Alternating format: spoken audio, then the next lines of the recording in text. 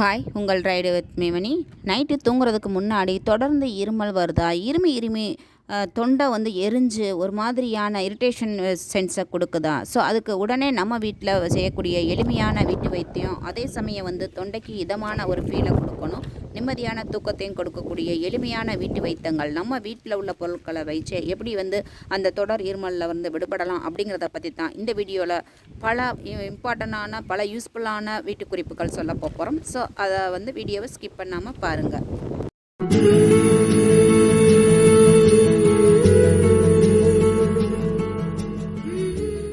பருவகாலம் மாறி வரும் நிலையில் பலருக்கும் இருமல், காய்ச்சல் மற்றும் சலதோஷத்துக்கு ஆளாகி வருகிறோம். நோய் தொற்றுக்களை சமாளிக்க சரியான மருந்து எடுப்பதோட தொண்டையை இதமாக சாந்தப்படுத்துகிற மாதிரியான மருந்துகளையும் நாம் எடுத்துக்கிறணும். இந்த வறட்டு இருமல் எதனால் வருது? நுரையீரல் அல்லது தொண்டையில் ஏற்படும் தொற்று இவைகளில்தான் ஏற்படும் இரிட்டேஷன் தான் இருமலாக வெளிப்படுது. தொடர் இருமல் அதுவும் நைட்டில் தான் தூங்க போகிறதுக்கு முன்னாடி தான் அதிகமாக இருக்குது. விடாமல் தொடர் இருமலாக இருக்குது. படுத்தாலே அதிகமாக இருக்குது. என்னால் கண்ட்ரோல் பண்ணவே முடியலை. இருமி யூரின் வந்துடுதுன்னு பலர் சொல்லுவாங்க. அதுவும் நைட்டில் மட்டும்தான் தொண்டையில் ஒரு இரிட்டேஷன் மாதிரி இருமல் இருக்கும். தண்ணி குடித்தா கூட சரியாக மாட்டேங்குதுன்னா அப்படி நேரத்தில் நம்ம என்ன பண்ணலாம் அப்படின்னா, அதுவும் இரவு நேரம் அப்படிங்கிறதுனால வீட்டிலேயே சில வீட்டு வைத்தியங்களை நம்ம அதாவது வீட்டு மருத்துவ குறிப்புகளை எளிமையான முறையில் கையாள்வது அந்த நோய் அதாவது அந்த இருமலிலிருந்து வேகமாக விடுபட வழிவகுக்கும், அதாவது ஹெல்ப் பண்ணும்.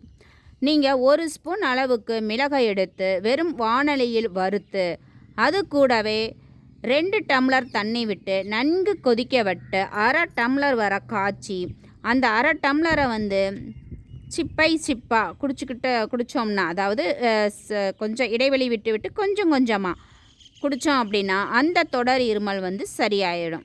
இல்லைப்பா, எனக்கு இதை காய்ச்சிற அளவுக்கெல்லாம் நேரம் இல்லை, என்னால் முடியலை, அந்த அளவுக்கு தொண்டை இரிட்டேஷனாக ஒரே இருமலாக இருக்குது அப்படின்னு நினைக்கிறீங்களா? அப்போ அதுக்கு வேறு என்ன செய்யலாம் அப்படின்னா, ஒரு 2 மிளகை எடுத்துக்கிட்டு அது கூட ஒரு 4 அரிசியை போட்டு மென்று ஒரு 10 நிமிஷத்துக்கு வாயிலேயே வச்சு மென்று கொஞ்சம் கொஞ்சமாக அந்த சாறு தொண்டையில் படும்படியாக வாயிலேயே வச்சுருந்தோம்னா அந்த சாறு தொண்டையில் படும்போது இரிட்டேஷன் குறைந்து சளி மற்றும் இருமலும் குறைய தொடங்கிடுங்க. அதே மாதிரி வேறு என்ன பண்ணலாம் அப்படின்னா, துளசி சாறை எடுத்து அதனுடன் சம அளவு தேன் கலந்து காலை 5 ml, மதியம் 5 ml, இரவு என 3 வேளையும் எடுத்துக்கிறலாம். அடிக்கடி வெந்நீர் குடிக்கவும் செய்யலாம். ஆடாதோட இலைச்சாறு, தூதுவளை இலைச்சாறு அதனுடன் 5 மிளகு சேர்த்து குடிக்கும்போது நல்ல பலன் கிடைக்கும்.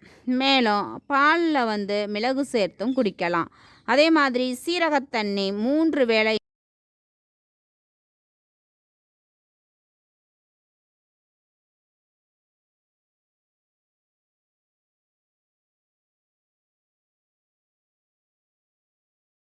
எடுத்துக்கொள்ளலாம்.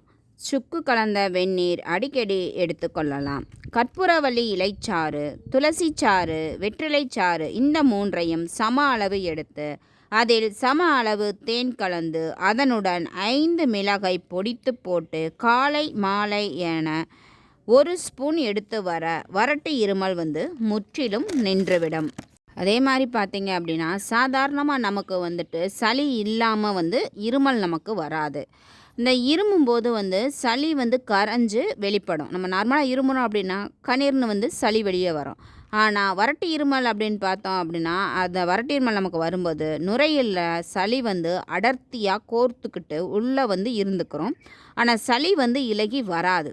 இதனால தான் நமக்கு வறட்டு இருமல் ஏற்படும்.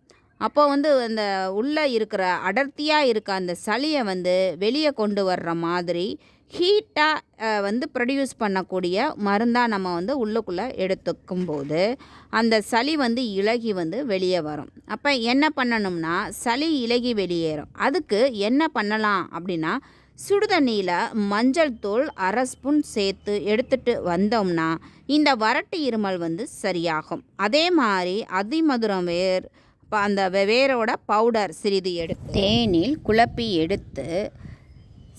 எடுத்துக்கிட்டோம் அப்படின்னா அது வந்து சிறந்த பலனை கொடுக்கும்.